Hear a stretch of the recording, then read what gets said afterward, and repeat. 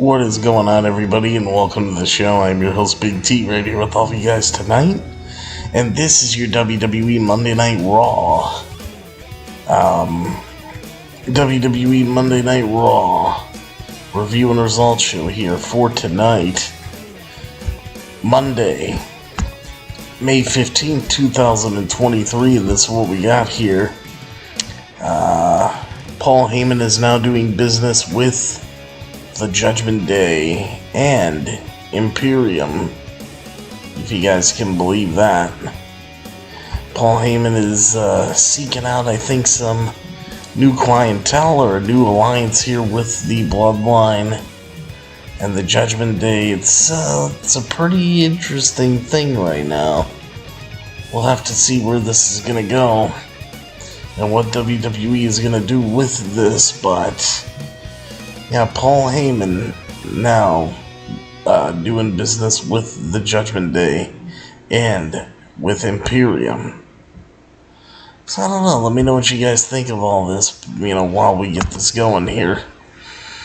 But I thought it was rather interesting. It's the most interesting talking point of the entire night for Raw, without a doubt.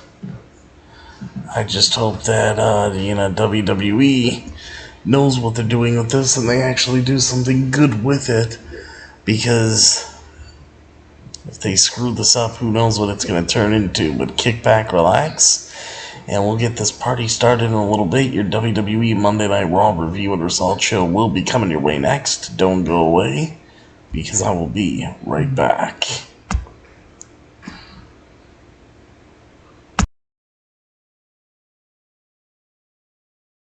And we're going to hit the introductions too, so stay right here.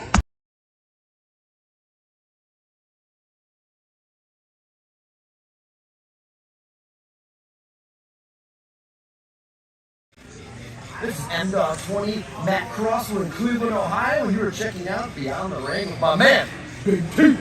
Thank you, man. Big T.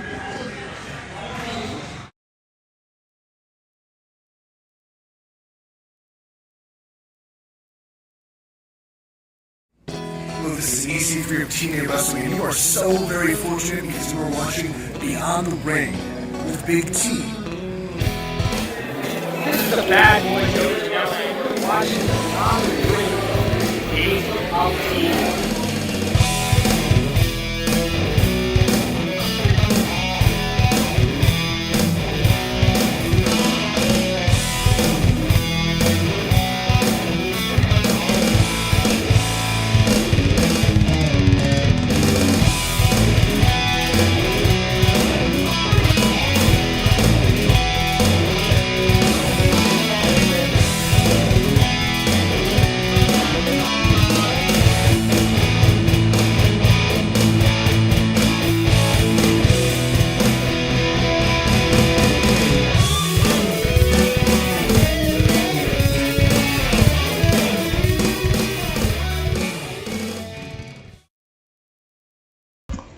How's everybody doing out there tonight?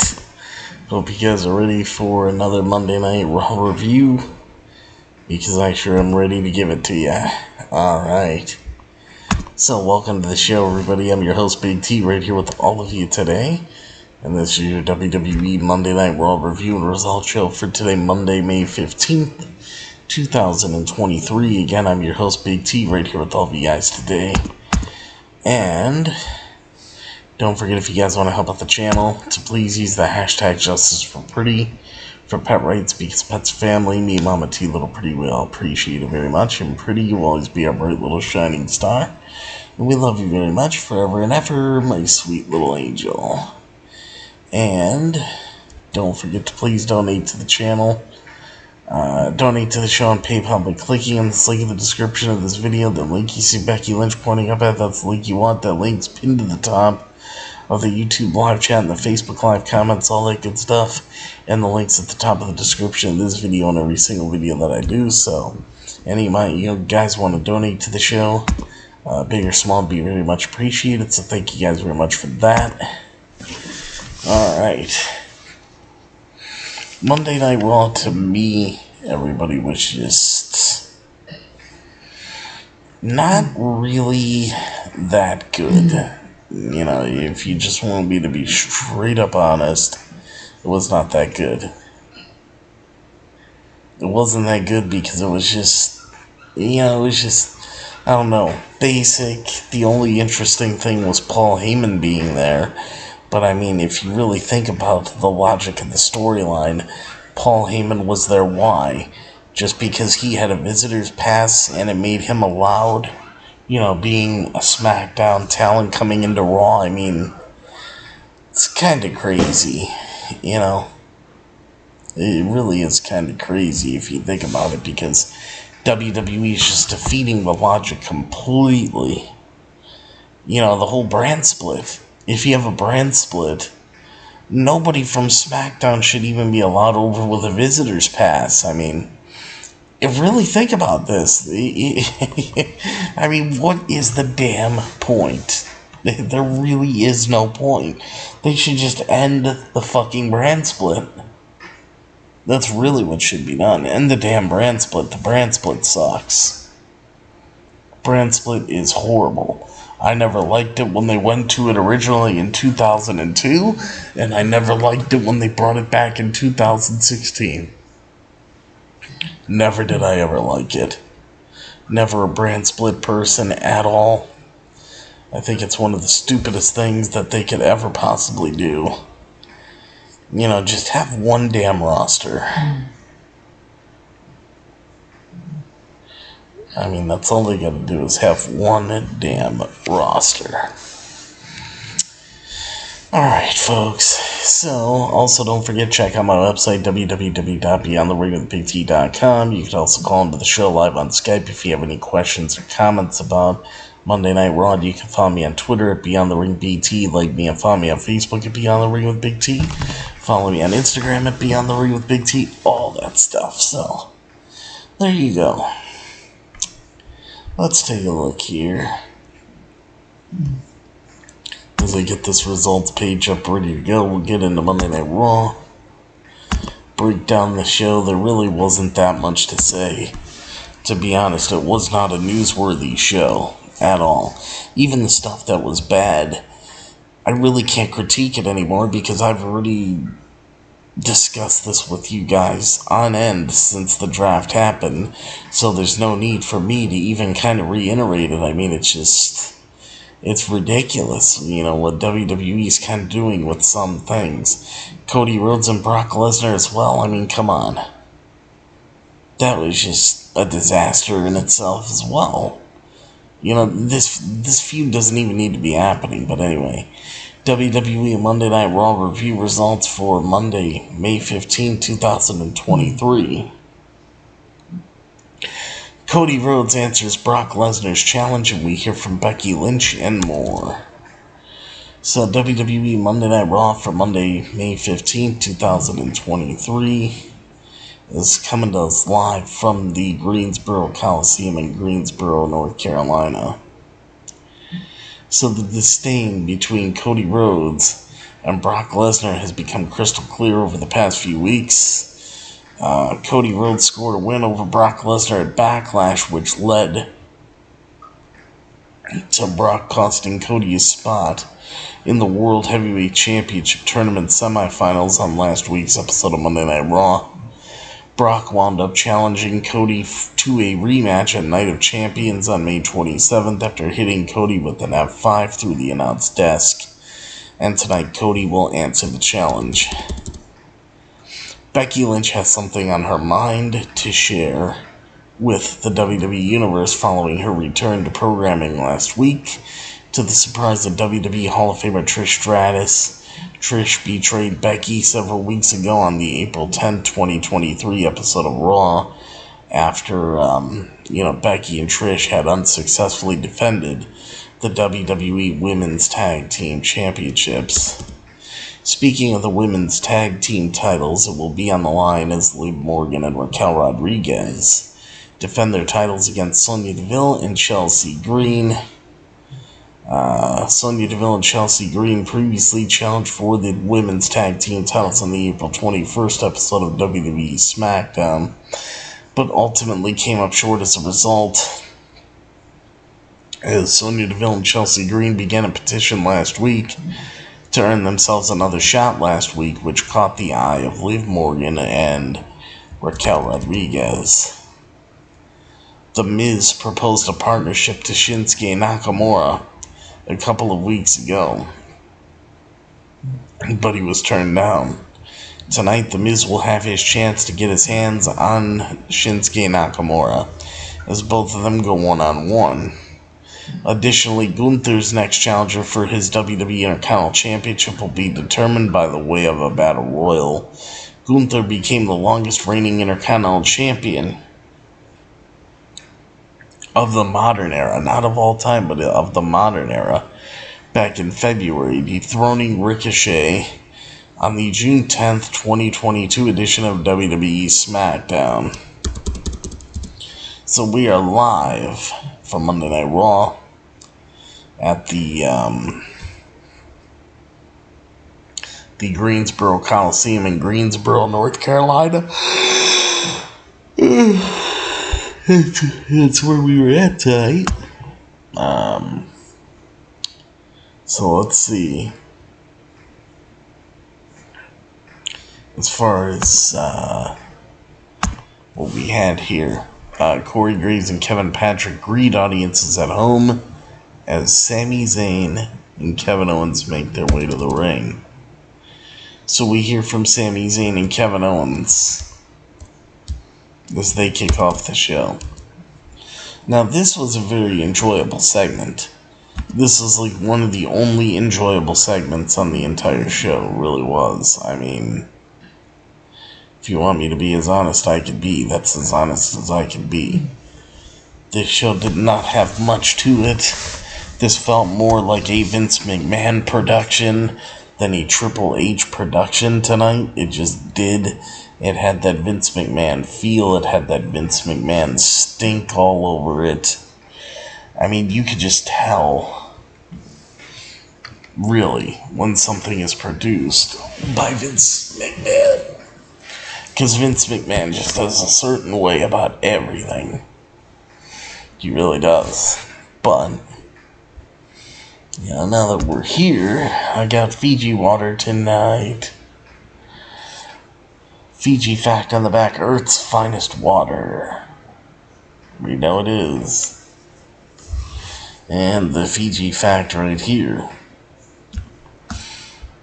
Earth's finest water on a remote island over 1,600 miles from the nearest continent. Tropical rain slowly filters through volcanic rock into a sustainable ancient artesian aquifer, drop by drop. Fiji water acquires the natural minerals and electrolytes that give it its signature soft, smooth taste. Perfected by nature, there's nothing on Earth quite like it because it is Earth's finest water. That it is. There's no better water than a Fiji water. Only water that could be better is if Mama T invented her own spring water. Then it would be the best. But since she hasn't done that, Fiji is the best. That's what I gotta say about that. Because Mama T is the world's greatest mom and the world's most beautiful mom. And that's a fact, Jack.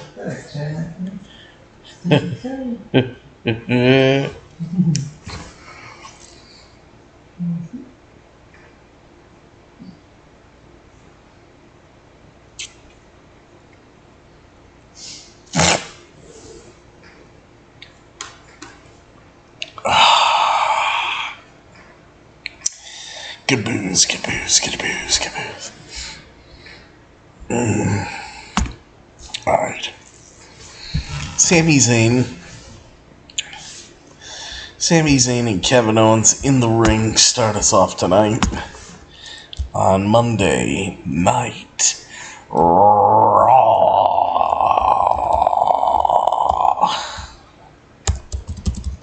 Vince McMahon kind of says that, but there's, you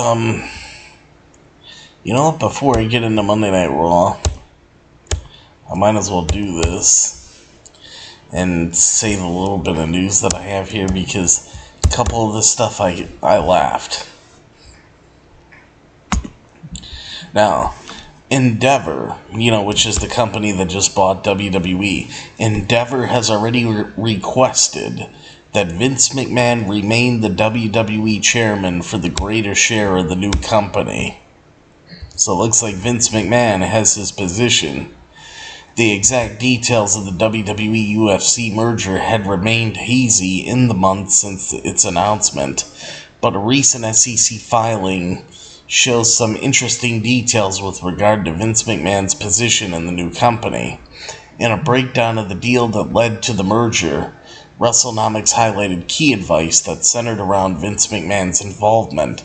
Mainly, Endeavor's legal advisor turned over a revised term sheet to the WWE. Amidst the terms, that there was the proposal that McMahon serves as executive chairman until, get this, McMahon serves as executive chairman until he's either unable to or he retires himself. Further, Vince McMahon would get 5 out of 11 board seats, in addition to veto rights. So McMahon would even get veto rights. And on top of all of that already, Endeavor offered to give WWE's shareholders a greater percentage of the voting power in the new company for the assurance that Vince McMahon would serve as executive chairman of the new company. Since Vince McMahon, returned to the company at the start of the year, anxieties have run high on a possible return to creative for the WWE's company founder. However, it has been reassured by WWE CEO Nick Khan that Paul Triple H Levesque will remain firmly and solely in charge of creative moving forward. The importance of Vince McMahon in negotiations all comes after the turbulence of his exit from the WWE in July of 2022, following the report of hush money payments made to former employees to conceal allegations of sexual misconduct against Vince McMahon. Although he did eventually come back to the WWE, it does seem his separation from day-to-day operations has held up. If that will change outside of creative moving forward remains to be seen. So Endeavor wants Vince McMahon to remain as the executive chairman for as long as he's able to, or until he retires himself. Now, more stuff on Vince McMahon. There's reported explanation for why WWE was not included in today's NBC and Fox upfronts. NBC, Universal, and Fox both held upfronts today, and both had something in common: the auspicious absence of WWE. Both companies carry WWE programming on their networks, with Fox airing SmackDown on Fridays and NBC Universal's USA airing Raw on Mondays and NXT on Tuesdays. The absence of WWE from both upfronts raised some eyebrows, but a new report from PW Insider Elite shed some light on why WWE was excluded from this. It is reported that both NBC Universal and Fox categorized WWE alongside their sports programming. Since today's upfronts were focused on entertainment programming, this was the main reason that WWE was not mentioned. The exclusive windows for TV rights negotiations between WWE and both companies had reportedly expired or soon will, meaning WWE can shop its media rights around to other networks. WWE's continuing media rights negotiations could see them end up with a new home network. There's reportedly a want to diversify WWE's presence on television after the WWE-UFC merger, unless a network offers a large sum of money for exclusivity. Later this week, AEW will have its turn with Warner Bros. Discovery's upfronts, which are expected to shed some light on the potential new media deal between the two companies. Heading into AEW CEO's Tony Khan's announcement on Wednesday's Dynamite, the exact details of AEW's new deal with Warner Bros. Discovery are not crystal clear just yet, but speculation has held for high numbers for AEW. Additionally, AEW could find itself streaming future pay-per-views on Warner Bros. Discovery's HBO Max streaming service, like WWE streams its premium live events on NBCU's Peacock. Like I said, I hope that's the case and they do go to HBO Max, because you got the movies along with the wrestling. That would be the best way to go. WWE made a better decision by going to Peacock. They really did. Now, interesting news of Roman Reigns working a rare house show match this Saturday in Fayetteville. The island of relevancy is coming to North Carolina. Undisputed WWE Universal Champion Roman Reigns was recently announced to be appearing at a WWE house show in Fayetteville, North Carolina. The announcement was made by the event's venue, the Crown Coliseum, on Facebook. It will be Roman's first time back in the venue in over 4 years, and only his second appearance at a house show in 2023.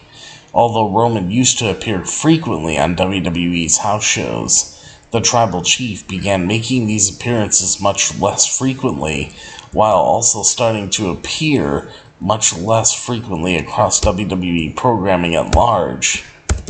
Roman Reigns recently re-emerged on WWE television for the first time since the night after his victory over Cody Rhodes at WrestleMania 39 on the May 12th episode of WWE Friday Night SmackDown.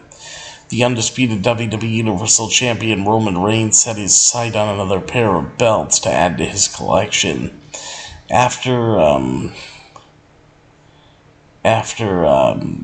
chewing out the Usos for failing to reclaim the WWE Undisputed Tag Team Championships from Sami Zayn and Kevin Owens, Roman Reigns announced that he and Solo Sikoa would be challenging Sami Zayn and Kevin Owens at the upcoming Night of Champions Premium Live event.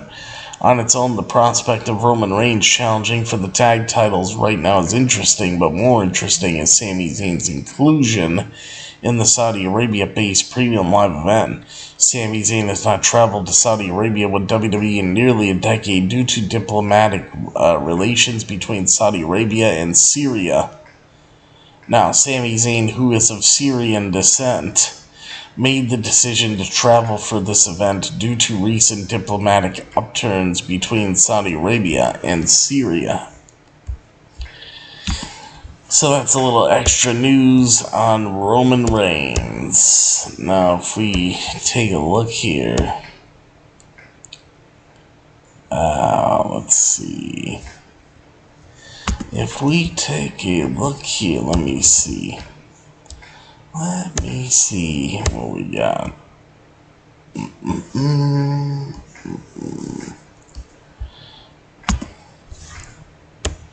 I know there was a couple more. Yeah, Bray Wyatt. Bray Wyatt, reportedly not listed in any way on WWE's internal roster. There is generally always something going on with Bray Wyatt, which makes it interesting that the current thing going on with him is absolutely nothing. It has now been over 2 months since Wyatt was last seen on WWE programming, and even longer since he last wrestled a match. And the latest bit of information regarding Wyatt will only lead to more questions regarding his future. According to PW Insider Elite, Bray Wyatt is no longer listed on the WWE's internal roster in any sort of fashion. No further context was provided on whether this means Wyatt was now out of WWE or was being left off the roster while not being used. You know, who the fuck knows? Who knows? Now, the other shit going on, there's backstage update on WWE's status of Bray Wyatt and Uncle Howdy. When Pro Wrestling Insider reported earlier on Monday that former WWE champion Bray Wyatt is no longer listed on WWE's internal roster, it led many to believe that the divisive wrestler Bray Wyatt, no longer works for the WWE. A new report from Fightful Select, however, appears to have, eased these fears. According to Fightful, the internal roster PWI reported omitted Bray Wyatt due to his current inability to take part in storylines due to health issues that have sidelined Bray Wyatt. Fightful also says Wyatt's masked sidekick Uncle Howdy is also still with WWE but has no current creative plans due to Wyatt's health issues, and thus has been sidelined for the time being. Now, nothing is known about Wyatt's condition, but he has not been seen on WWE television since the end of February. Before his status, Wyatt had been involved in a cryptic feud with Bobby Lashley, whose inclusion in the Andre the Giant Memorial Battle Royal, which Bobby Lashley won, came after WrestleMania plans with Wyatt were scrapped due to Wyatt's health issues. There had been rumors of a faction forming around Wyatt which would have included past and current stars, but seemingly nothing has come of those reports. Bray Wyatt returned to the WWE in October of 2022 at Extreme Rules after being released in 2021. Instead of wrestling, Wyatt spent much of his return cutting cryptic promos, wrestling a single broadcasted match against LA Knight at January's Royal Rumble, and showing surreal vignettes like the late February video that is Bray Wyatt's last appearance in the WWE to date. So there you go. There you go. There you go. Alright. So we got everything we need on Mr. Wyatt. And everything else. So that's the news heading into today. And now we'll get to the actual show to review it. What's up, Darth, and what's up, Hunter? Let's take a look. So Sami Zayn. We hear from Sami Zayn and Kevin Owens. Sami Zayn says himself and Kevin Owens were surprised to find out this past Friday night that they will be defending the undisputed WWE Tag Team Championships against Roman Reigns and Solo Sikoa at Night of Champions. He says while on paper it seems like a massive threat, the two of them see it as a gift. Sami says they have the chance to get their hands on Roman Reigns after both coming up short against him and in undisputed WWE Universal Championship matches earlier this year. Sami says Roman has gone unchecked for too long and criticizes Roman for pushing too hard, observing that it's not enough for him to have the WWE or Universal Championships and be a title holder for almost 1,000 days. Sammy calls Roman a manipulator and tells him he can't have the undisputed WWE Tag Team Championships. So now the Judgment Day's music hits. Okay? The Judgment Day. Finn Balor, Dominic Mysterio, Rhea Ripley, and Damian Priest, they all head down to the ring. KO calls for their music to be cut. KO says he's sick of talking about the bloodline. KO says if they want to fight, then that's what they'll do. Sammy calms KO down and says they don't have an issue with the Judgment Day. Sammy tells KO to hear them out, and tells them the floor is theirs. So Damian Priest says that KO was spot on. The Judgment Day looks to attack Kevin Owens and Sami Zayn, but Finn Balor stops his teammates and says they want to talk. He also says if Kevin Owens and Sami Zayn manage to retain their undisputed tag team championships, they'll have a whole line of superstars waiting for them, with the Judgment Day being at the front. Rhea Ripley says the Judgment Day runs Raw, and Sami Zayn says while they have some good points, he wants to hear what Dominic has to say. And I know why he wants to hear what Dominic has to say, so we can hear how loud the crowd boos him. So Dominic takes the microphone, and right as he begins to speak, the crowd loudly boos Dominic where you can't even hear him. He can't even get 2 words out. And then KO, gets on the microphone and says, since he can't hear anything out of Dominic's mouth, he wants to basically just kick his ass. Should he kick his ass right now? Crowd cheers. KO basically saying it's time to fight. Priest clocks Sammy before he and the rest of the Judgment Day set their sights on KO. Sammy grabs a chair from under the ring and forces the Judgment Day to retreat. And that was that. But we knew a match was going to be made here with these 2 teams for sure. We knew it. We knew.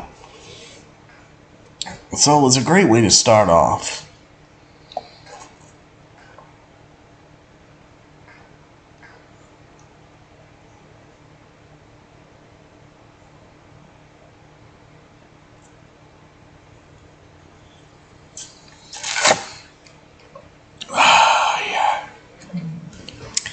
So, great way to start the show off. It was an entertaining segment. Anything with the bloodline really is like worth its weight in gold. On WWE television, it just is. There's no way around it. Anything you can talk about with the bloodline, it's like the best thing going on television. WWE needs to keep that up. Now the show kind of takes a nosedive because it starts off with a match that we really don't give a fuck about. After this, we get a commercial break and we come back from the break one night. Shinsuke Nakamura then heads to the ring as The Miz follows. We get Shinsuke Nakamura versus The Miz. The bell rings and The Miz offers his hand to Nakamura, still wanting to do that partnership with him. Nakamura kicks Miz's hand away before delivering a knee to his midsection, and then he follows it up with a drop kick and a pair of knees to The Miz's spine, and then shoves him into the corner and charges at him. The Miz gets his boot up and delivers a knee to the back of the neck, as Nakamura dumps The Miz out of the ring and delivers a baseball drop kick, and then drapes him on the apron and delivers a jumping knee to the back of his neck. He tosses him back in before The Miz hits him with a neck breaker off the middle rope and sends him crashing to the outside. So we go to commercial break, and then we come back from the commercial break. Nakamura delivers a knee to The Miz's midsection as he follows it up with a scissors kick and an enziguri, and then, and then drapes him across the top turnbuckle and delivers a knee to his midsection. Miz fires back with the right hand and rolls up Nakamura, but Nakamura counters into an armbar. Miz escapes and delivers the DDT, and then delivers the Miz kicks and sets up for the skull-crushing finale.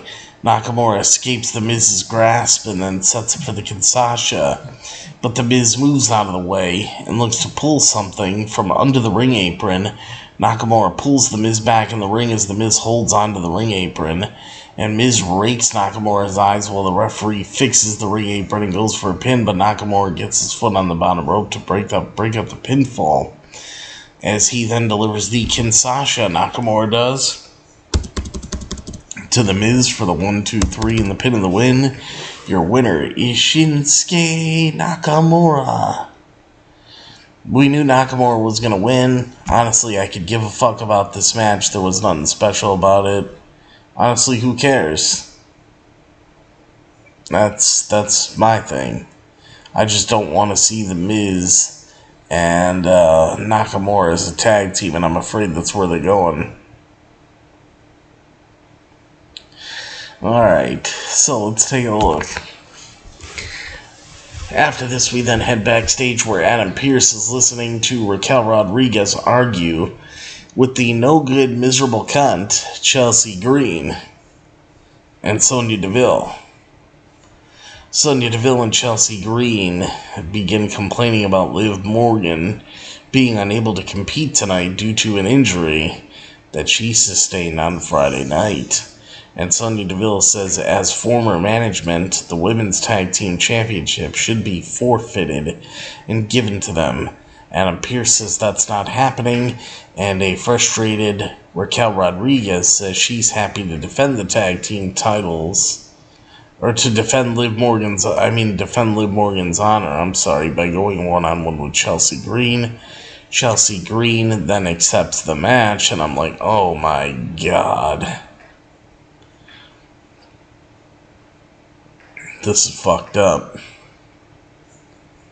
Fuck Chelsea Green. And Chelsea Green accepts the match.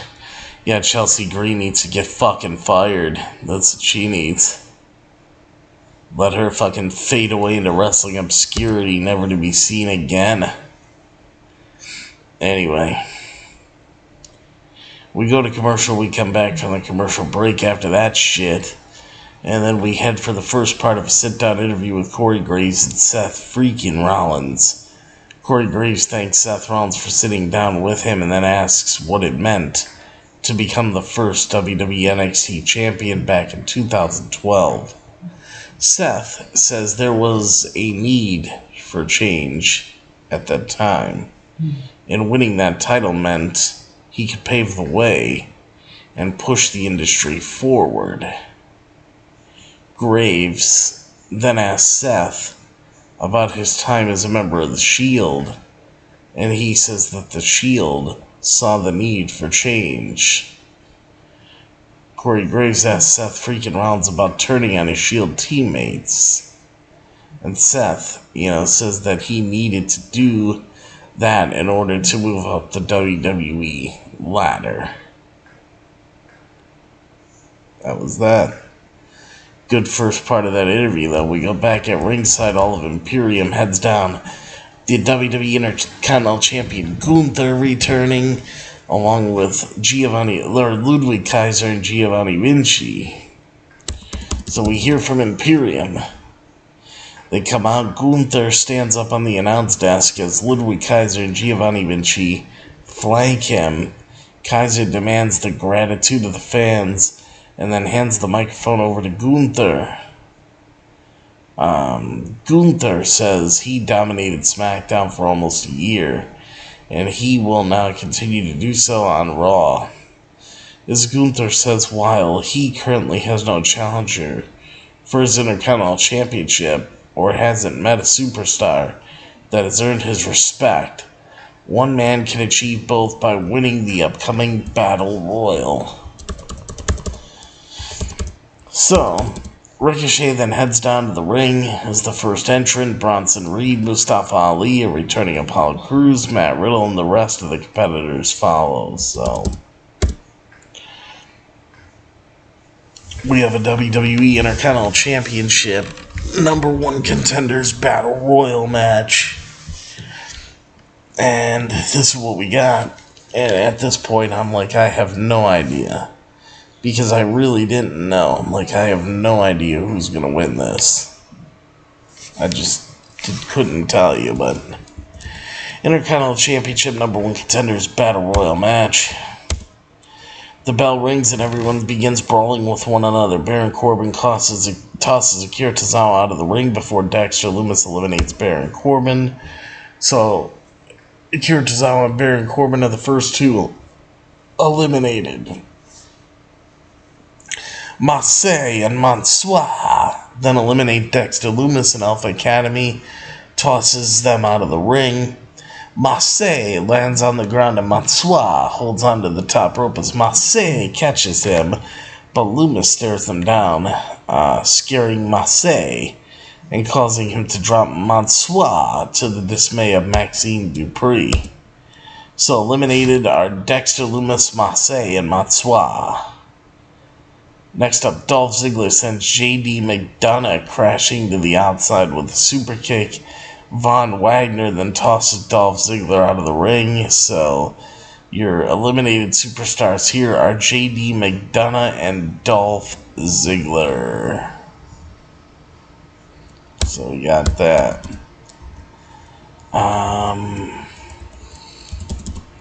McDonough then sends Ziggler crashing into the steel ring steps and uses them to target Ziggler's ankle. And then we go to commercial right here, and then we come back from the commercial break. Eric delivers a jumping knee to Reed as the Viking Raiders then dump Cedric Alexander out of the ring and beat down Zion Quinn before throwing him over the top rope. So eliminated here, Cedric Alexander and Zion Quinn. Shelton Benjamin then blindsides the Viking Raiders, but the Viking Raiders eventually get the better of him and eliminate him. So Shelton Benjamin's eliminated. The Viking Raiders then begin brawling with Alpha Academy as Chad Gable gets Eric on the rope, but Eric lands on his feet as he looks for a suplex, but Gable escapes. Otis then eliminates Eric and Ivar, then eliminates Gable in retaliation. Gable and Otis then begin to brawl, but Bronson Reed sends both men packing. So eliminated, we got Alpha Academy and the Viking Raiders, all gone. Otis, Chad Gable, Eric, Ivar, gone. The remaining competitors then work together to wear down Bronson Reed. Elias and Ricochet then begin to brawl as do Mustafa Ali and Johnny Gargano. Johnny Gargano delivers a Hurricane Rana to Ali, but Ali fires back at the senton as he tosses Gargano over the top rope, but Gargano hangs on. Ricochet then attacks Ali, allowing Gargano to deliver a spear to him. Ricochet then delivers a shooting star press to Gargano and looks to deliver a crossbody off the ropes to Riddick Moss. Thank God it's Riddick Moss and no more Madcap Moss. But Moss plants Ricochet with a fallaway slam. Reed then levels him, but Elias delivers a splash to him and gets Apollo Crews on his shoulders. Crews then gets Elias on the apron and delivers an enziguri to eliminate him as Reed then clotheslines Crews to the outside. So your eliminated superstars in this sequence are Elias and Apollo Crews. Mustafa Ali jumps Reed and looks to lock in a sleeper, but Reed gets him off his back. Reed plants Gargano on top of Ricochet, but Riddle executes a ripcord knee and the floating bro. Moss catches Riddle with a vicious shoulder tackle and runs the ropes in an effort to clothesline Riddle to the outside, but Riddle tosses him over the top and Moss goes crashing to the floor. Johnny Gargano then charges at Riddle, but Riddle delivers a Hurricane Rana to him on the outside. Eliminated here are Riddick Moss and Johnny Gargano. Riddle winds up on the apron as Kaiser and Vinci charge at him, but Riddle fights him off. Reed then sends him crashing to the floor to eliminate him. So, Matt Riddle is eliminated. Looks like Matt Riddle won't be showing anybody his dick in this match.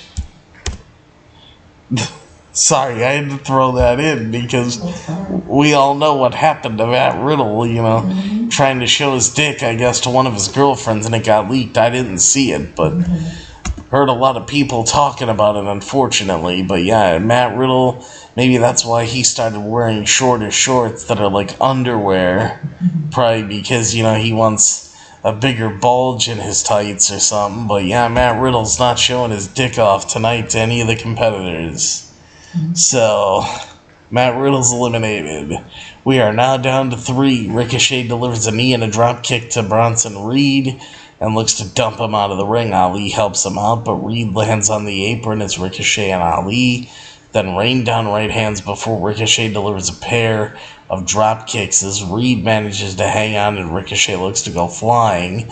Reed gets Ricochet on his shoulders, but and they're both on the ring apron on the outside of the ring, but Ali gets up on the top rope and delivers a drop kick to Reed. This causes Ricochet and Reed to go crashing to the floor as they fall off the ring apron. So Bronson Reed and Ricochet have been eliminated, and your winner and the new number 1 contender for the WWE Intercontinental Championship at Night of Champions is Mustafa Ali. So we got Mustafa Ali versus Gunther. And, a lot of people are saying, oh, this match is going to be great. It's going to be great. It might be, but I have a feeling they're going to try to squash Ali. I mean, Ali really hasn't done much of anything. So why are they going to give him a huge showing against Gunther? I'm predicting a 5-minute match or at least under 10 minutes. I don't think we'll see, double-digit minutes in this match, which I don't see how that's going to make it very good, but your winner and new number 1 contender for the WWE Intercontinental Championship is Mustafa Ali. It is what it is. The match wasn't bad, but it wasn't that great. It was your average battle royal. It was what it was. So, we go to a commercial and we come back from the commercial break. Becky Lynch heads down to the ring and we now hear from Becky Lynch. So now we see exactly what is going to happen here with this whole Trish Stratus and Becky Lynch crap. Becky says the man has come around to Greensboro.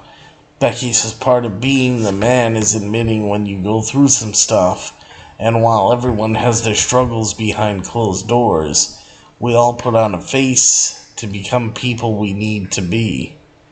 Becky says sometimes one has to ask for help, and that is what she did with Trish Stratus and Lita. Becky says Lita was great, and Trish hadn't skipped a beat since her last appearance in WWE. Becky, let's see. Where is it? Becky says she let Trish get close to her and her family, which caused her to be blinded. Becky thanks Trish for hitting her in the back of her head and turning on a light that had been turned off for months now.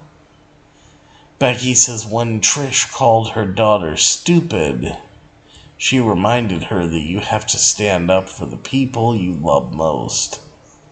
Becky says Trish was number 1, but now Becky says she is number 1. She is it. Becky says she will show Trish how grateful she is when she kicks her head in at Night of Champions. And I'm like, why is this at Night of Champions? Why? What fucking... I don't understand it. That should be at SummerSlam. Because, Becky Lynch challenges Trish Stratus to a match at WWE Night of Champions. When Trish Stratus turned on Becky Lynch a few weeks ago, Trish wanted to teach Becky a lesson. Monday night on Raw, the man came back around to Greensboro, North Carolina to thank Trish. That is before challenging her to a match at Night of Champions. Becky recalled the moment that set her off, that being Trish calling her daughter stupid suddenly, and she had a face and a target for all the badness inside her head. Becky then says, "I will beat it until I say it's over," Becky declares. The match has yet to be made official, but a contract signing is being promoted for the match for next week on Raw.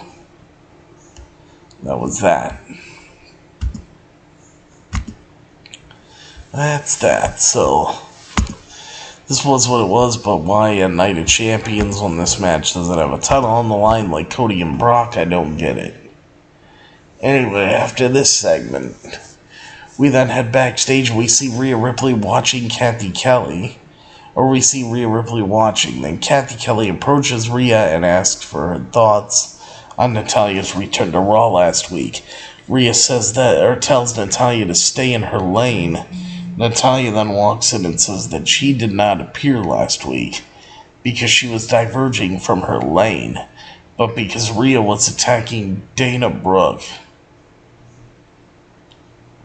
Rhea tells Natalya to stop pretending that she cares about Dana Brooke and puts her on notice.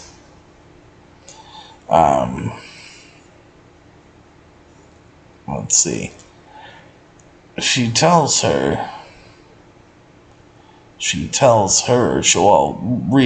Natalya to never interrupt her like that again, unless she wants her career to end. And then she kicked her right in the leg. And that hurts like a bitch. So, that was that. Yeah, that was done there. I don't know. You know, Natalya, Rhea Ripley, I'm not interested. I'm not. I mean, come on. Rhea Ripley's gonna beat the shit out of Natalya. Whatever. It's gonna be a waste of time at Night of Champions. A complete, utter waste of time. Back at ringside, Xavier Woods heads down to the ring. Dominic Mysterio and Rhea Ripley follow. Dominic mocks Xavier on the way to the ring, and Woods says that he doesn't have anyone to watch his back right now. He's a grown man who can stand on his own 2 feet. And then Woods questions if Dominic can say the same and asks if he has to get permission from his mommy, Rhea Ripley, to do anything first. So now we got Dominic Mysterio with his mommy, Rhea Ripley, in his corner going one-on-one against Xavier Woods. So the bell rings, the two lock up. Xavier Woods delivers the shoulder tackle and a drop kick to Dominic Mysterio's spine. And then goes for a pin, but Dominic kicks out. Dominic delivers a knee to Woods' midsection and then fires off several stomps in the corner and gloats. He then fires off several more knees, but Woods plants him with a modified suplex. Dominic rolls to the outside and Woods follows, but Dominic hides behind Rhea, which prevents Woods from getting to him. We go to commercial. We come back to the commercial break. Dominic delivers an uppercut to Woods. He sits him on the top rope and fires off a right hand, but Woods fights him off and delivers a shotgun drop kick as he then fires off a series of right hands and a back elbow, but Dominic tosses him out of the ring. Woods hops up on the apron and delivers a shoulder to Dominic's midsection, but Dominic drags him in the ring and executes the Three Amigos as he ascends to the top and looks for a frog splash, but Woods gets his knees up and goes for a pin. Dominic kicks out. Woods catches him with a gutbuster before climbing to the top as he looks for the double stomp, but Rhea pulls Dominic out of the ring. Woods goes flying over the top to level Dominic and tosses him back in the ring, but Rhea gets in his face, and this allows Dominic to deliver a drop kick to Woods' spine from under the bottom rope. Rhea then tosses Woods back inside, and Dominic pins Xavier Woods for the 1-2-3 and the pin of the win. And your winner is Dominic Mysterio. Honestly, I don't care. This match was just a match. Like, none of these matches were super bad. Okay, but none of them were good. It's like, okay, it was just a match. It was just your average everyday match. Did we really give a shit about it? That's the whole thing. And the answer to this is no. None of these matches I could really give a shit about and really get behind. Just no. We then head to a video package hyping up JD McDonough. We then head backstage to Kathy Kelly catching up with McDonough as he's about to leave the arena. Kathy Kelly asks JD McDonough why he attacked Dolph Ziggler, and JD McDonough says that he did it in order to make a statement. Well, I guess he caught the attention of somebody, because if you noticed, when they showed Kathy Kelly questioning JD McDonough, if you looked right behind Kathy Kelly, from the Raptors, you know, up above Kathy Kelly, it was high up in this spot in the arena, like in the parking garage or the outside area, wherever. Did any of you notice Finn Balor standing there just looking down at JD McDonough? Finn Balor was watching and listening to the whole thing.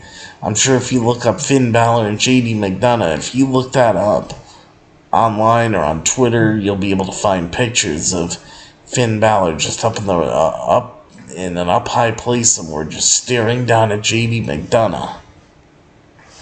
Because I saw it.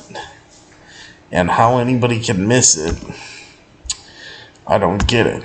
I'm going to see if I can actually find it on Twitter right now. Let me see.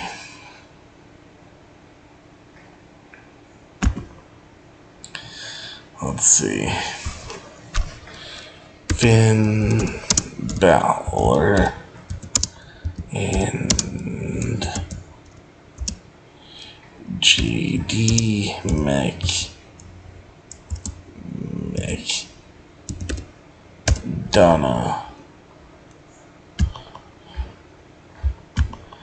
Let's see.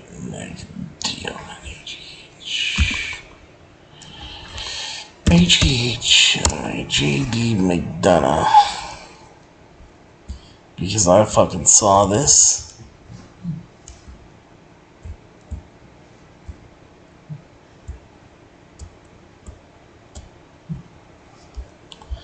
I honestly don't know how anybody, if they did, how they missed this.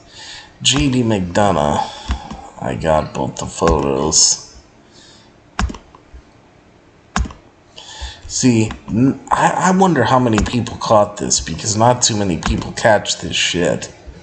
Especially when it's stuff like this that's so minor and people really aren't looking for it. But I caught it. I caught this immediately. I'm going to show you what I mean. So, I'm going to put up a photo here. The first photo is not going to have the answer, but I'm just going to show you JD McDonough. So there, right there, is JD McDonough. Looks like a simple photo, right? JD McDonough leaving the arena. Kathy Kelly just wanting her exclusive scoop from JD McDonough. But little did we know, JD McDonough was being watched.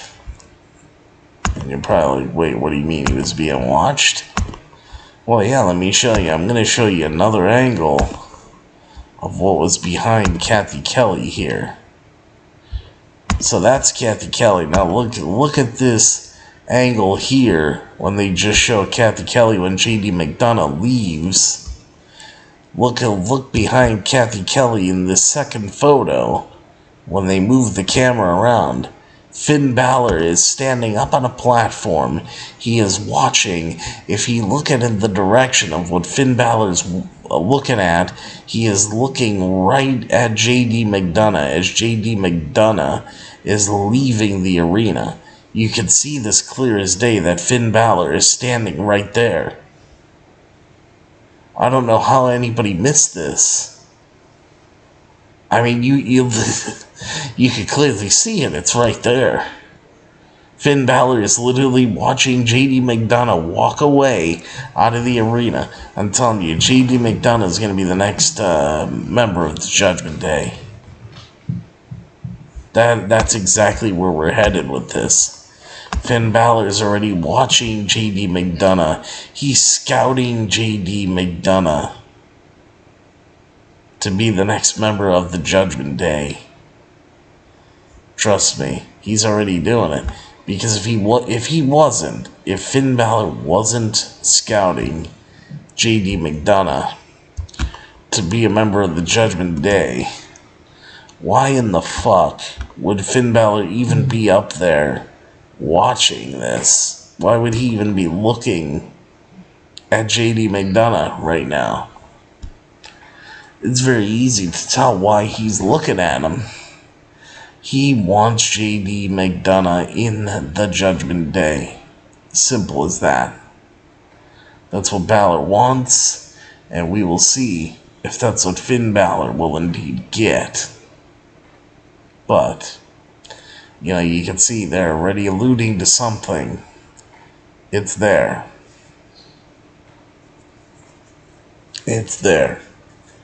So Finn Balor is looking on.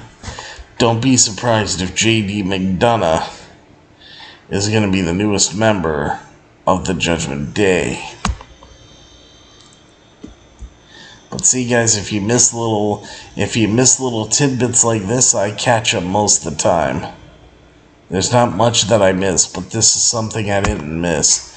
And when there's photographic evidence, even though I had to take a little extra time, I had to show you. I just had to. And I got a little news on Liv Morgan. Liv Morgan injured here. Title defense promoted for tonight on WWE Monday Night Raw has been postponed. WWE Women's Tag Team Champions Liv Morgan and Raquel Rodriguez will not be defending their Women's Tag Team titles against Sonya Deville and Chelsea Green just yet, after all. And we're not quite sure when that match is going to take place either. That is because Monday night, Fightful Select reported that Liv Morgan had picked up an injury during a successful women's tag team title defense against Damage Control's Bayley and Dakota Kai on Friday Night SmackDown. Then, official Adam Pearce announced backstage during Monday's Raw that their previously scheduled defense against Sonya Deville and Chelsea Green had been postponed, while Fightful noted that the match itself was set to change. There's no word on what, if anything, will happen to the women's tag team titles going forward. Liv Morgan was reportedly scheduled for a meet and greet on Monday morning, but was pulled from that as well and replaced by Dolph Ziggler. As for the injury itself, as of this report, there's no word on how severe the injury is or precisely when it occurred. In response to the news, Liv Morgan tweeted out a picture of her and Raquel Rodriguez posing with the championships, which they captured on the April 10th, 2023 episode of WWE Monday Night Raw by defeating Becky Lynch and WWE Hall of Famer Trish Stratus. This is Liv Morgan's first reign as the WWE's Women's Tag Team Champions. Liv Morgan's first reign as WWE Women's Tag Team Champion, while Raquel Rodriguez is currently enjoying her second reign after winning the then vacated Women's Tag Team titles alongside Aaliyah last August.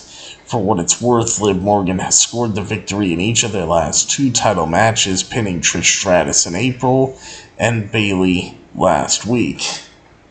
So, there you go. There you go. So Liv Morgan injured, and that's why. That is why you guys didn't see anything of Liv Morgan and why that match indeed changed.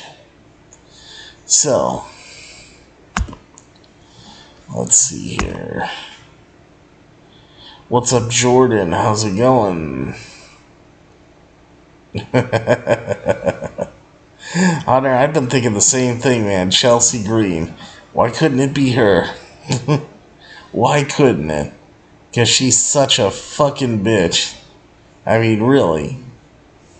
My God, I can't stand Chelsea Green. I can't. That's one I cannot stomach her. You had Chelsea Green for torn ACL, MCL, and PCL.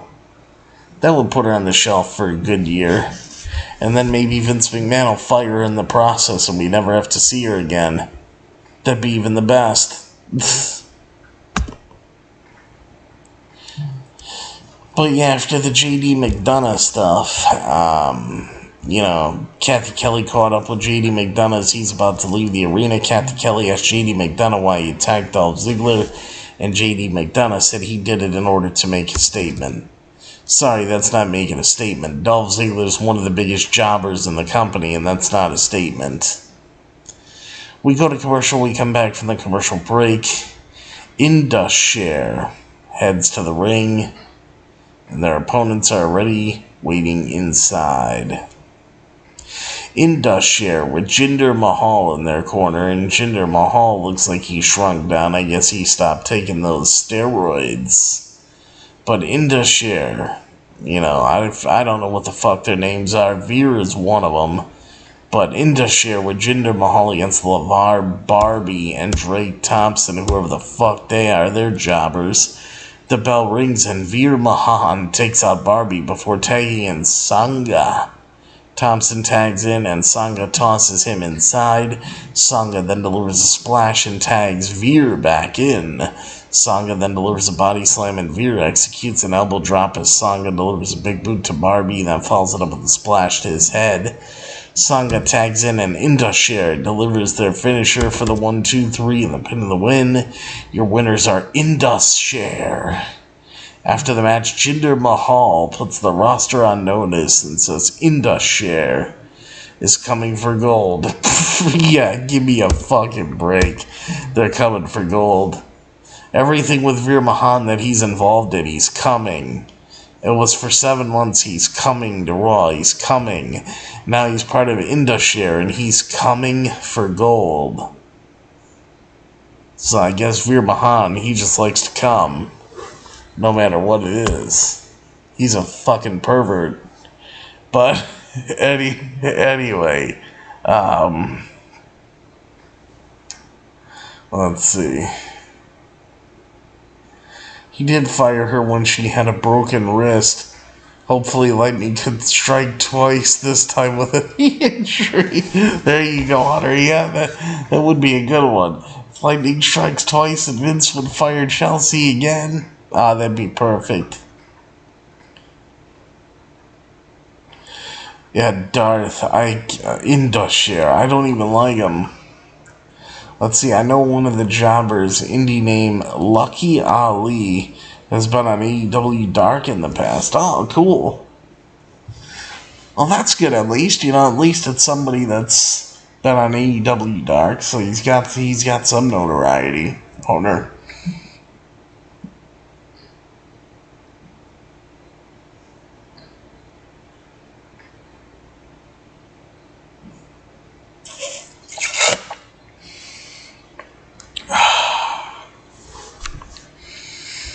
Okay.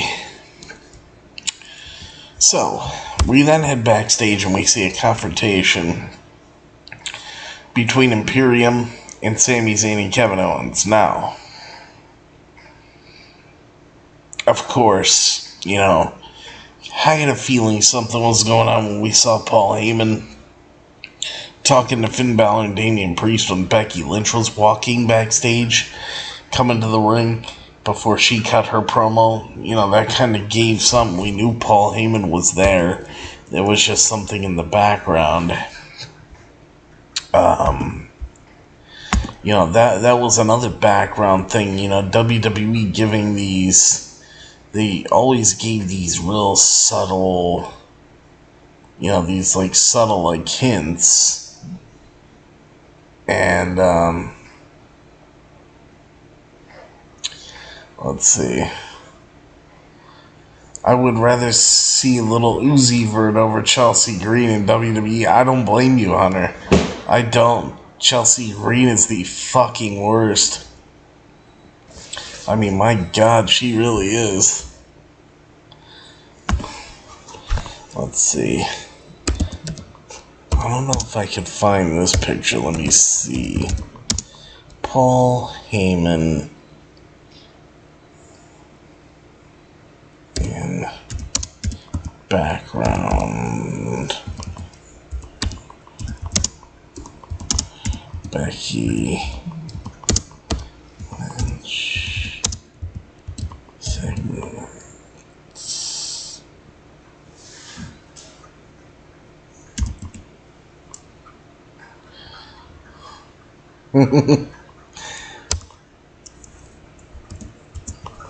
Oh man, let's see.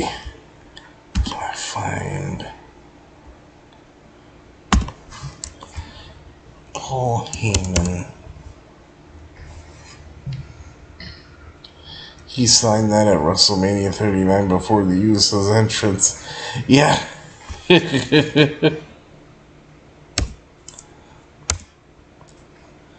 Paul Heyman backstage at Raw. There's gotta be something to where it'll show me.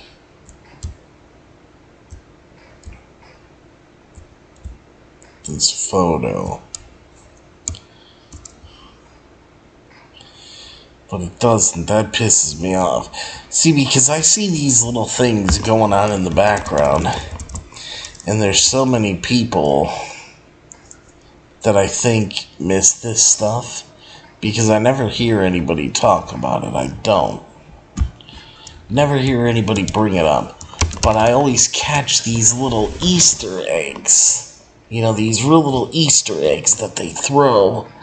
And, oh, here it is. I found this one. Because this was another Easter egg with Paul Heyman stuff earlier. So I have to, I'll show you guys this one too. I noticed this like right away. And see, people would normally they'd be looking at Becky Lynch and you wouldn't see what's going on in the background, but the background's blurred out. I catch all of this stuff. Don't ask me how. Don't ask me how. But I do. I see this stuff. So here, take a look at this.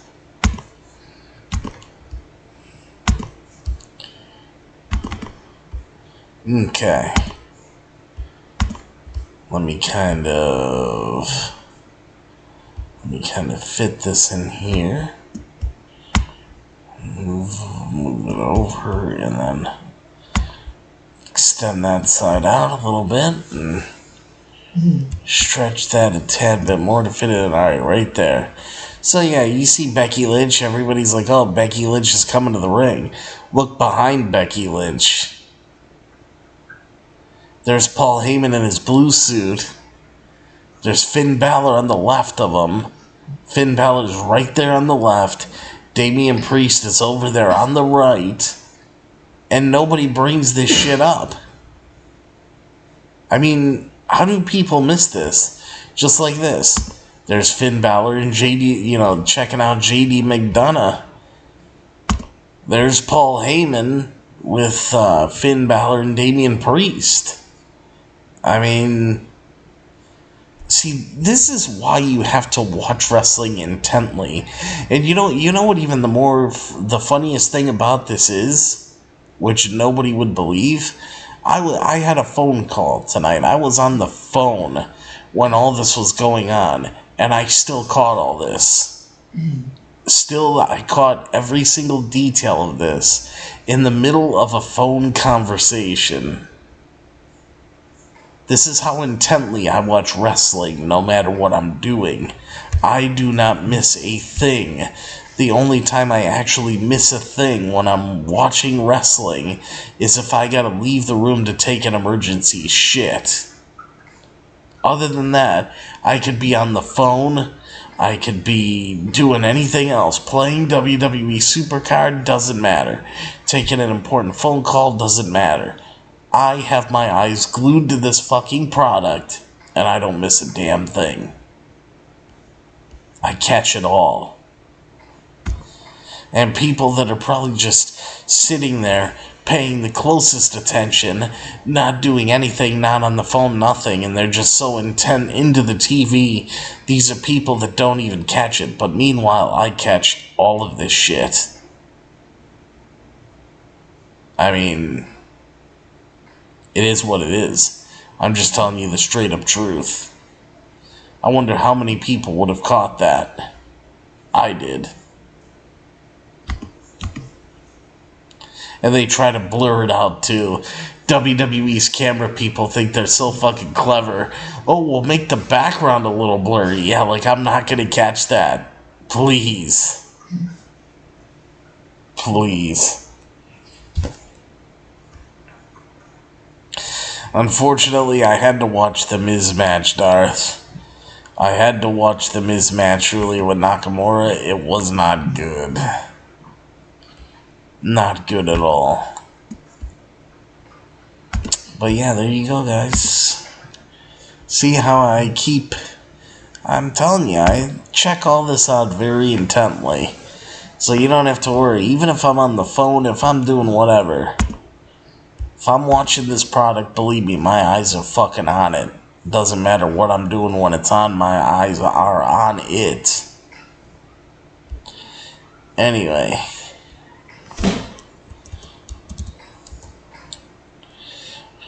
We then head backstage and see a confrontation between Imperium and Sami Zayn and Kevin Owens. I'm like, Sami Zayn and Kevin Owens beat Imperium last week. Why are they having a fucking confrontation now? I don't get it. Because Imperium looked like fucking losers last week. In all honesty. That's right, Hunter. Vince McMahon. Let's blurry the cameras because that's such good shit, pal. That's Vince McMahon for you. You know why? You know why? Because he's Vince McMahon, damn it. Don't ever forget that. Remember when Vince used to say that?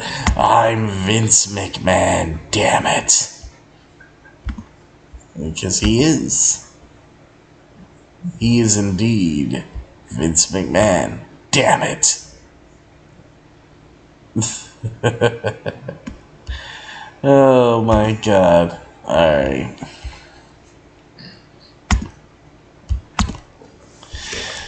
We go to commercial, come back from the commercial break, and Cody Rhodes heads to the ring. I'm like, oh great. More of the Cody Rhodes Brock Lesnar feud that I just want to get away from. Which I'm sure a lot of you guys want to get away from it too.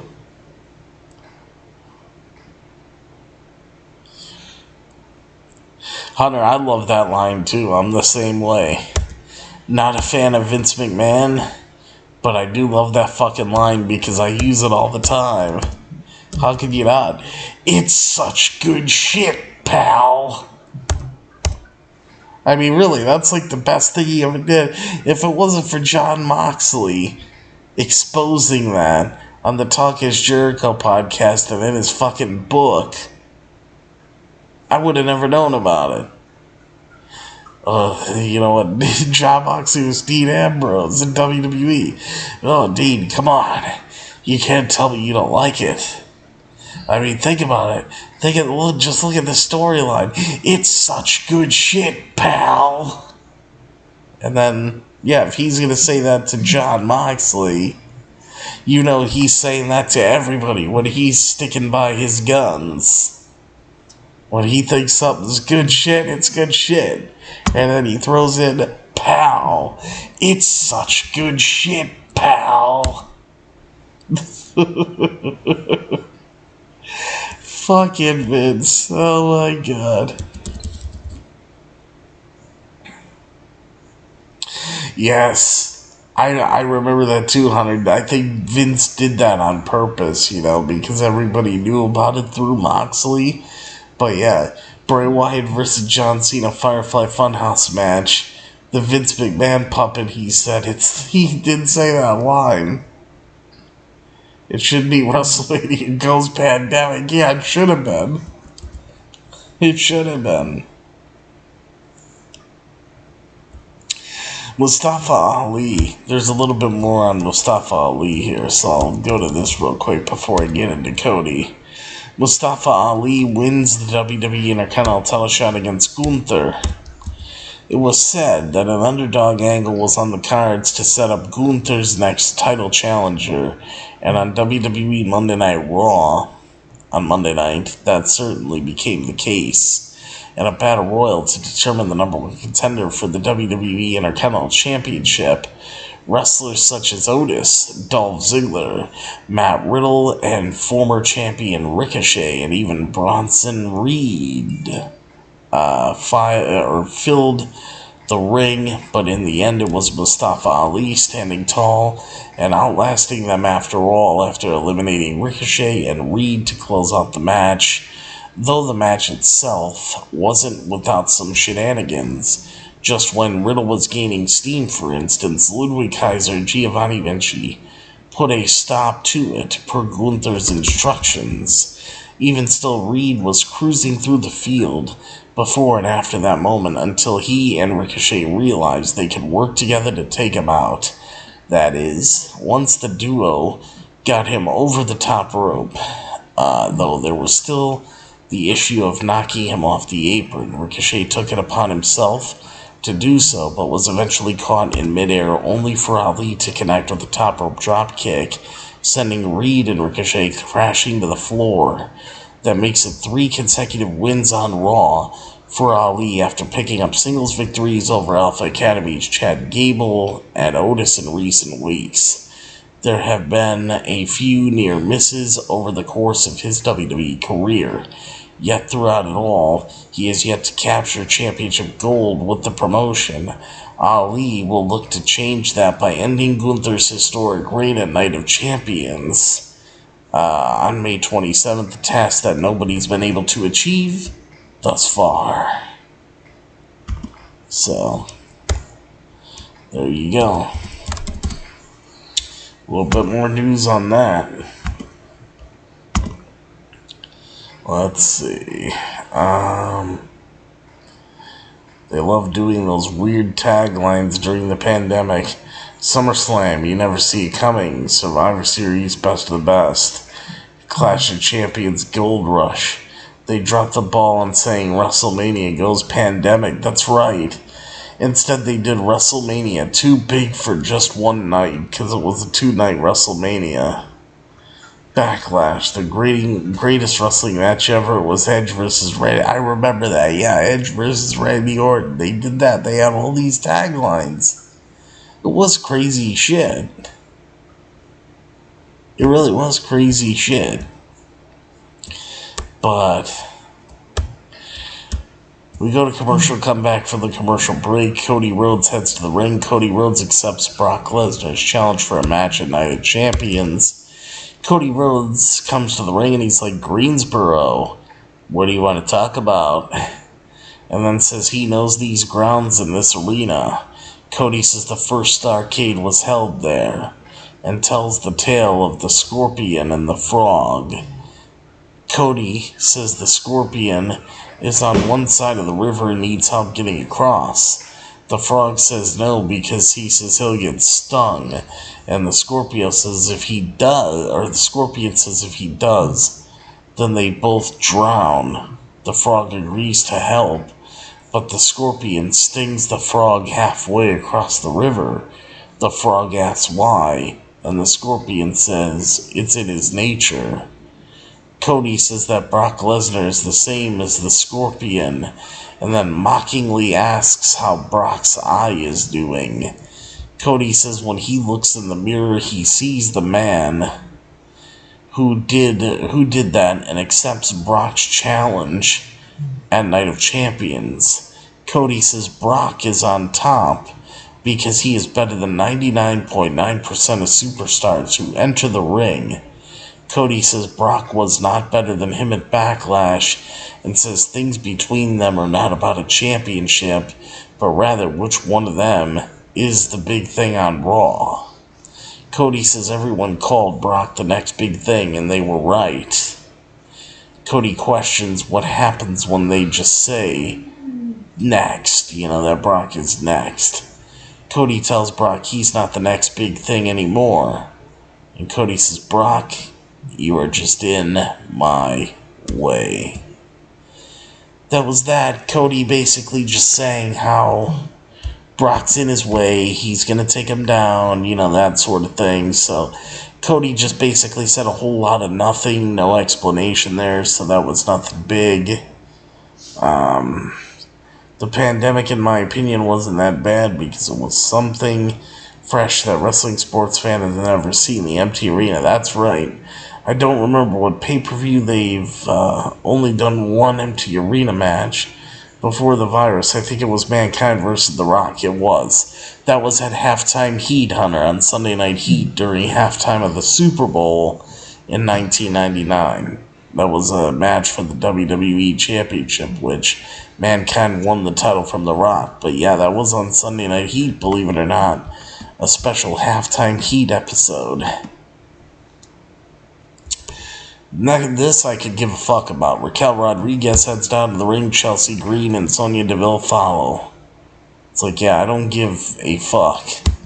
Raquel Rodriguez goes one-on-one against Chelsea Green with Sonya Deville. The bell rings. Raquel delivers a boot to Chelsea. She sends her crashing into the top turnbuckle face first before Sonya gets in her face. Chelsea executes a backstabber. She delivers a clothesline and a forearm and then follows it up with a chop block and a flatliner as Raquel sends Chelsea into the top turnbuckle and then sends her crashing into the middle rope as she follows it up with a drop kick and a pair of clotheslines and then hits 3 fallaway slams and the corkscrew elbow before landing the Tejana Bomb on Chelsea for the 1-2-3 and the pin and the win. Your winner is Raquel Rodriguez. Thank God that Raquel Rodriguez fucking beat that miserable fucking cunt Chelsea Green. As Raquel looks to leave after the match, but Ronda Rousey and Shayna Baszler appear out of nowhere and blindside her. Ronda mocks Raquel and asks what she's done with her title. Ronda tells Raquel that she will defend the WWE Women's Tag Team Championships with or without Liv Morgan unless she wants to be beaten down every week. Shayna Baszler delivers a running knee, and then Ronda and Shayna retreat. Ooh. Yeah, oh, that was real good. I can give a fuck about that too. That match was horrible. The after segment was horrible.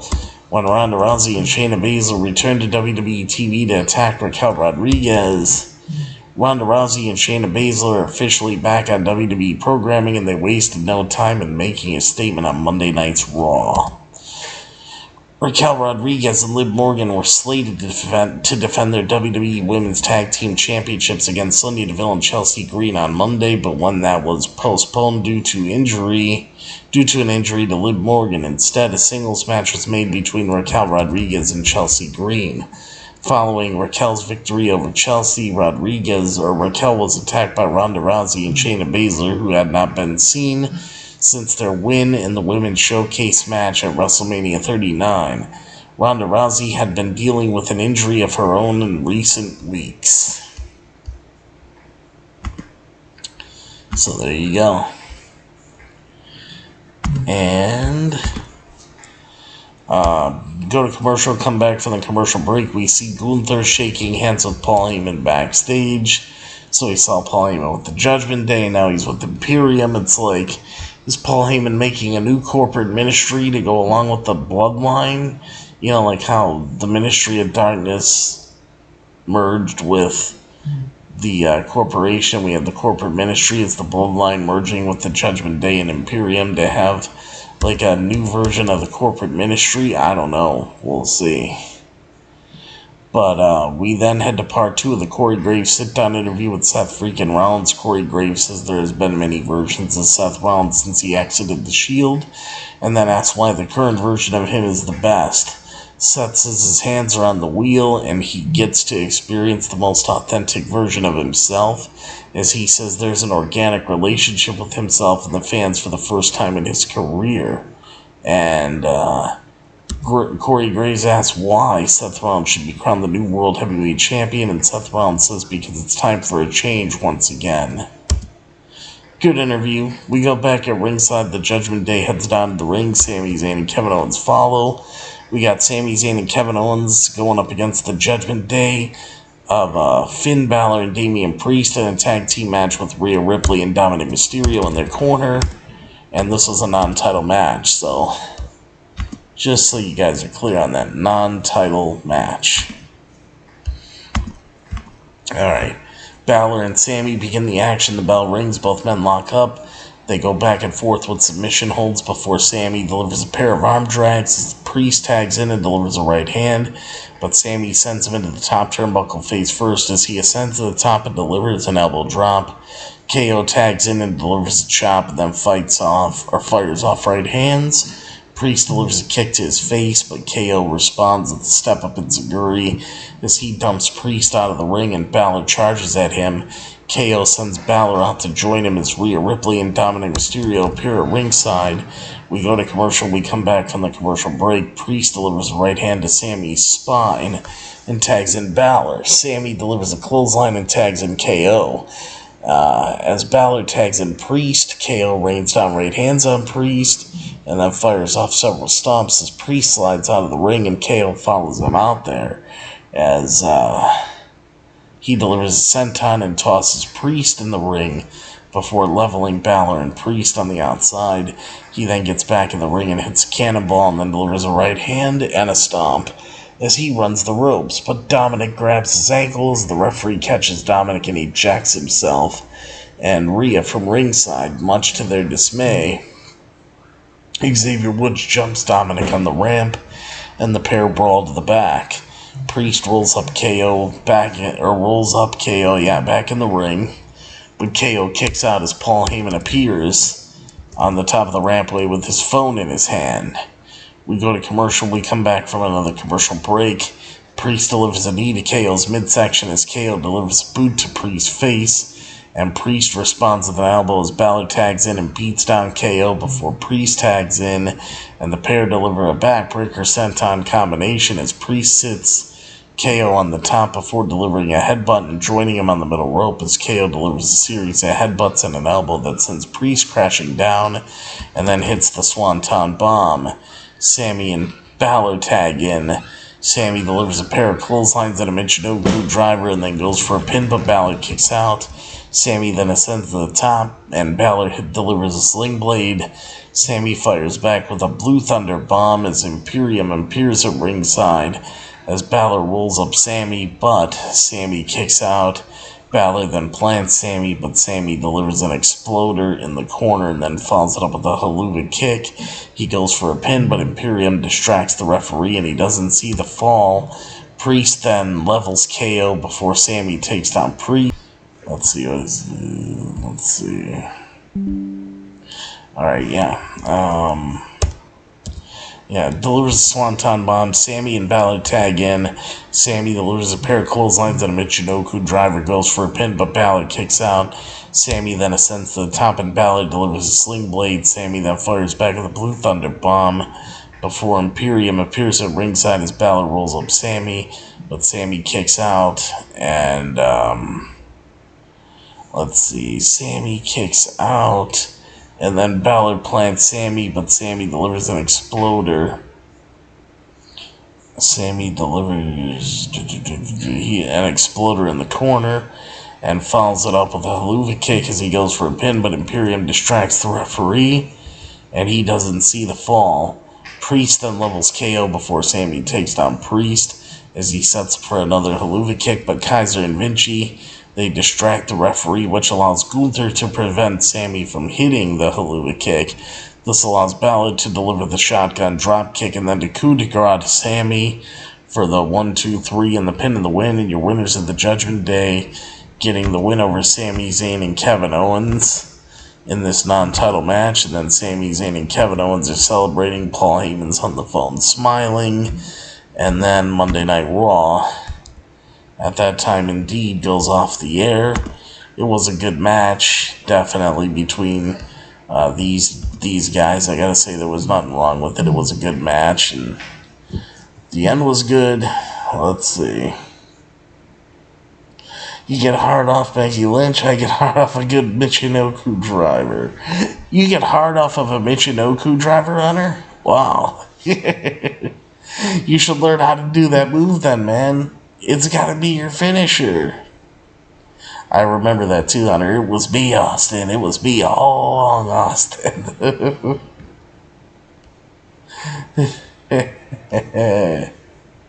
Get the Michinoku driver going. Alright, guys. So, it was a good match. The start of the show was good.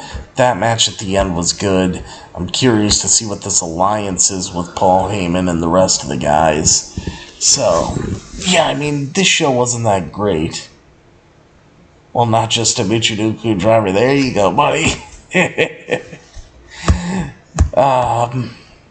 You know, at the end of the day,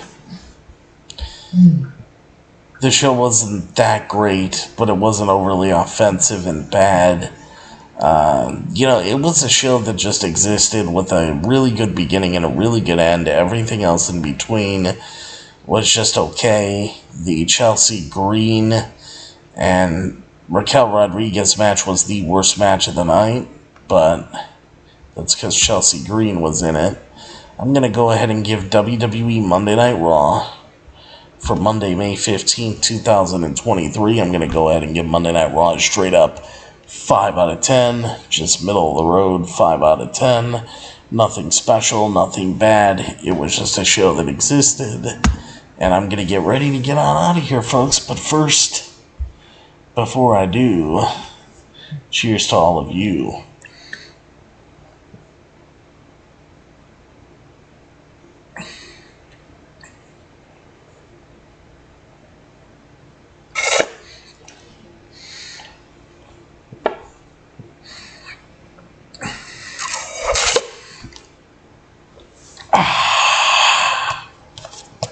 Good booze, good booze, good booze, good booze.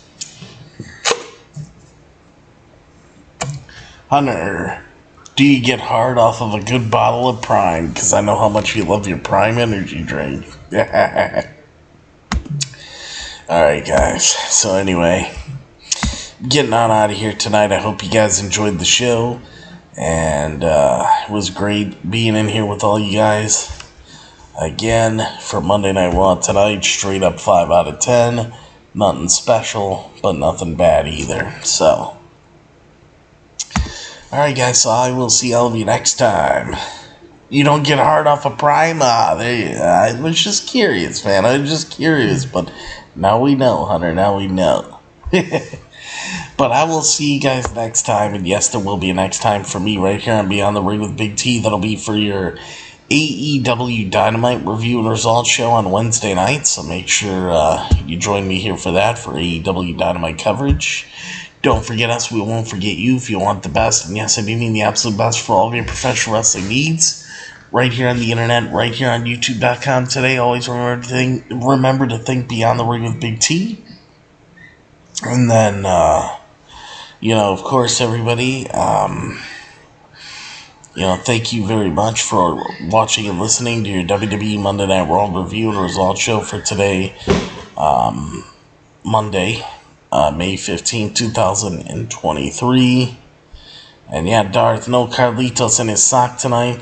Also, I want to say, had a great Mother's Day with Mama T. So again, happy Mother's Day to Mama T. Hopefully she enjoyed herself yesterday on Mother's Day. But yeah, thank you very much for watching and listening to your WWE Monday Night Raw review and results show for Monday, May 15, 2023. And then, of course, as always, everybody, always remember and never ever forget that I'm your host, Big T, and then I'll see all of you at the matches. And of course, I'll see all of you for Wednesday night for your AEW Dynamite coverage on Wednesday night. So, yeah, there you go. And thank you, WWE, for at least just an okay show. But you guys got to do better. You definitely got to do better. But, yeah, so there you go. And as always, everybody, always remember, never forget, I'm your host, Big T. I'll see all of you at the match. See all of you on Wednesday night for AEW Dynamite coverage. Take care, everybody. I love you all, and of course, good night, everybody. Ha ha ha ha.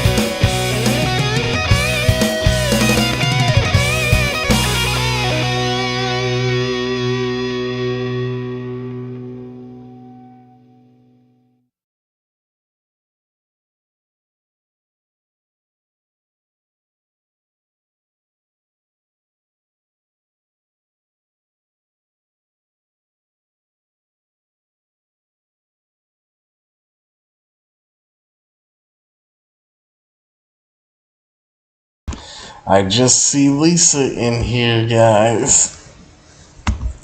It's worth coming back on for. It's worth coming back on for. Because I just saw Lisa come on here. And it's always good to see her. Always. And she says, "Catch you Wednesday," with the kissy face emoji. It's always great to see, always great to see Lisa in here, really. Makes me happy, so perfect way to end the night for sure, you know. And, ooh, I just found some news here. You know what? Since Lisa came in, and you know what? I'm going to end it with this report. Wanted to bring this up because it's somebody in the wrestling world that, you know, of course, I've always supported and have been, you know, waiting for something to be reported to hear on something. Listen to this, guys. Tessa Blanchard says that she has some unfinished business in wrestling. This is reported on WrestlingInc.com. After a number of this is written by Wrestling Inc., by the way, so this is their words, in their headline. When it gets to Tessa's quotes, I'll let you know what Tessa's quotes are. But after a number of controversial years, former Impact World Champion Tessa Blanchard is out and wrestling more and more. In an interview on The Maguire Show, she broke down the past couple of years from her perspective and gave some insight on her future in wrestling. Tessa Blanchard says now, and I quote, "I'm always going to want more. I feel like I've got some unfinished business in wrestling. I am 27 years old, and I do feel confidently like I am one of the best there is, and I can go with the best. So I won't stop pushing for that." End quote. That's what Tessa Blanchard had to say. Now she continues, and I quote, "But I've got other things going on too. I think it is important to have that balance of knowing who you are outside of the business, because the business is not always going to be there for you." End quote. That's what Tessa had to say. Now, Tessa Blanchard recently signed a multi-show deal with a controversial indie promotion, but I don't know how controversial really they can be. I haven't watched it for myself, so I can't pass judgment, but this is how Wrestling Inc. has it written. Tessa Blanchard recently signed a multi-show deal with controversial indie promotion XPW. While XPW's past controversies include transphobic promos and MAGA-centered storylines, Blanchard's own controversies include allegations. Notice, allegations doesn't mean, it's, they want to throw this up again, and I still say, come on. People have had this headline now for so long, and, like I said,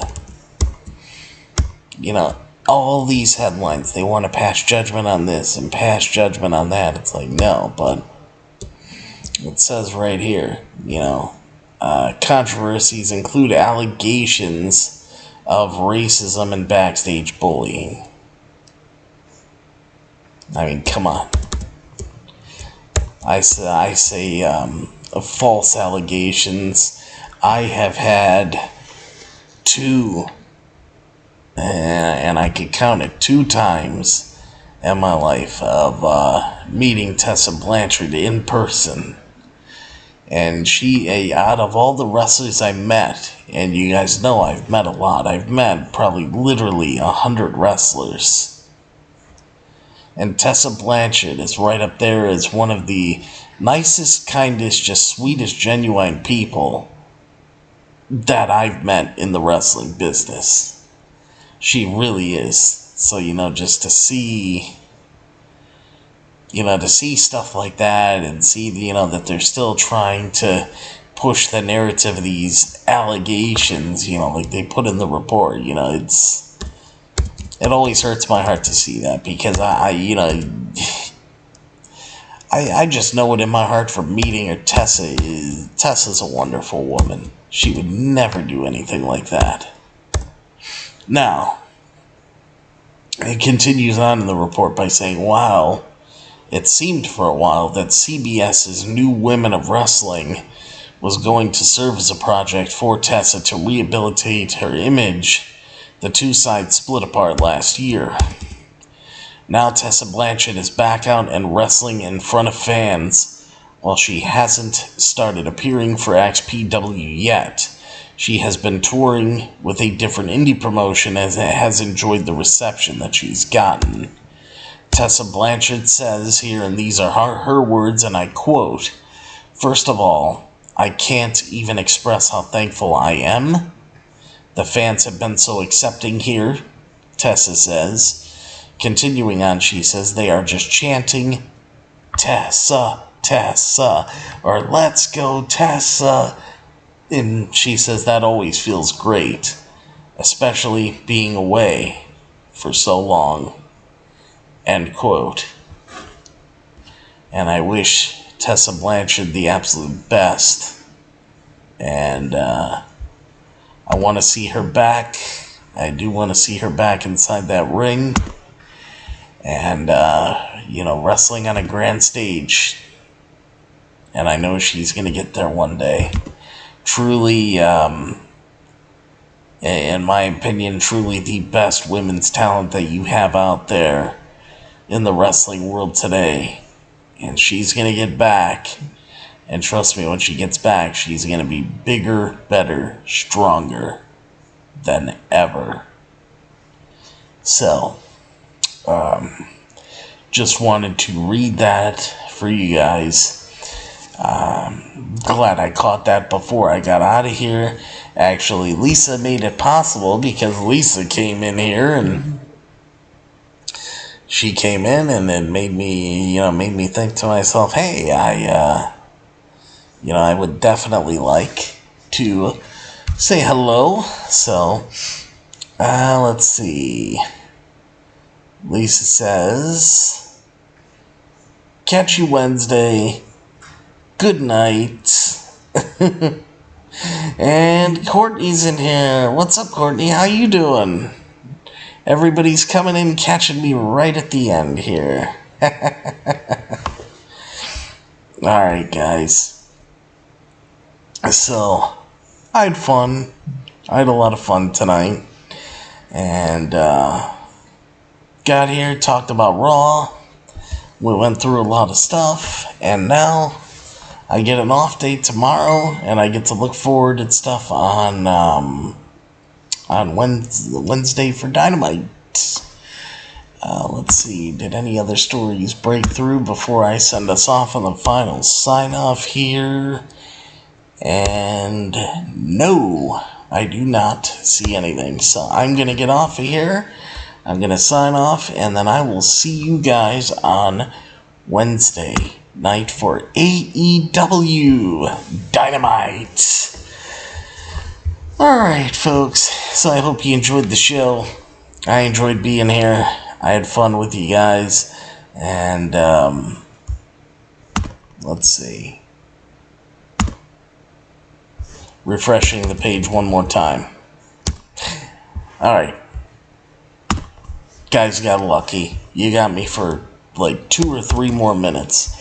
Eric Bischoff. If you guys are interested in what Eric Bischoff has to say, a lot of people are talking about Cody's loss at WrestleMania still. So here's what Eric Bischoff has to say regarding this in this quick story. Eric Bischoff agrees with Cody Rhodes' loss at WWE WrestleMania 39. Eric Bischoff says if they have a plan. So Cody Rhodes won the 2023 Men's Royal Rumble match and challenged Roman Reigns for the undisputed WWE Universal Championship on the second night number 2 of WrestleMania 39. However, at WWE's biggest event of the year at SoFi Stadium in Los Angeles, California, Cody Rhodes was defeated by Roman Reigns. Many fans felt that Cody Rhodes should have emerged victorious that night to finish the story. Following his return to the WWE in 2022, and WWE Hall of Famer Bischoff has now weighed in with his thoughts.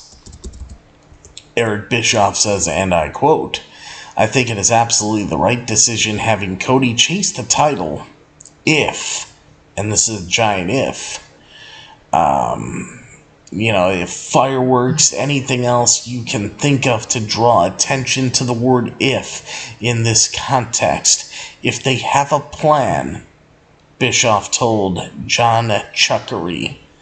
Bischoff added that if WWE can replicate the success that they have had with the Bloodline storyline over the next 12 months with Cody, leading into a possible world title match at WrestleMania 40, then Cody Rhodes' defeat to Roman Reigns at WrestleMania 39 would have been the right call.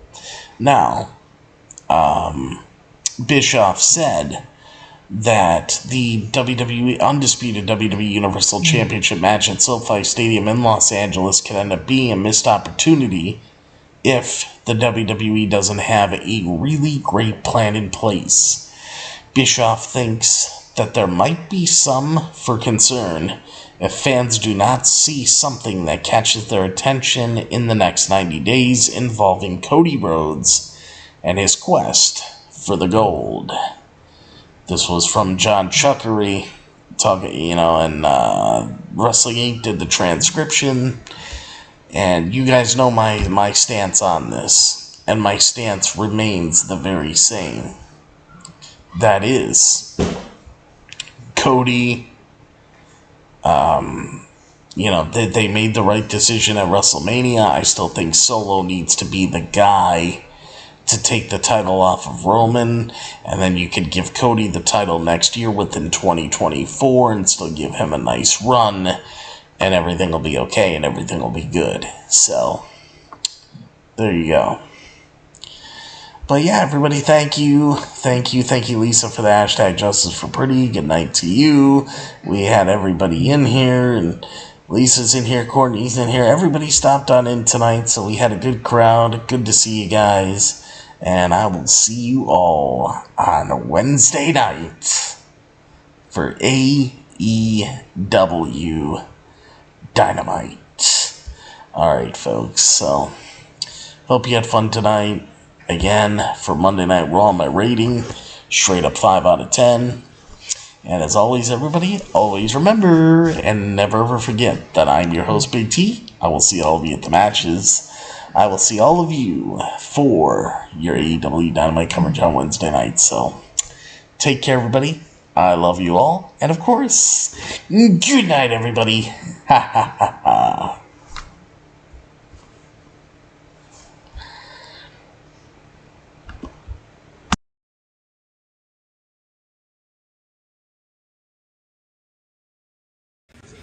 This is M-Dog 20, Matt Cross. We're in Cleveland, Ohio, and you were checking out Beyond the Ring with my man, Big T. Thank you, man. Big T.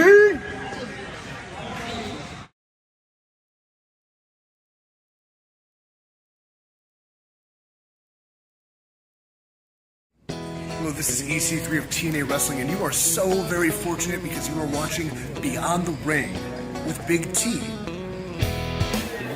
This is the bad boy Joey Janela, and you're watching Beyond the Ring, BLT.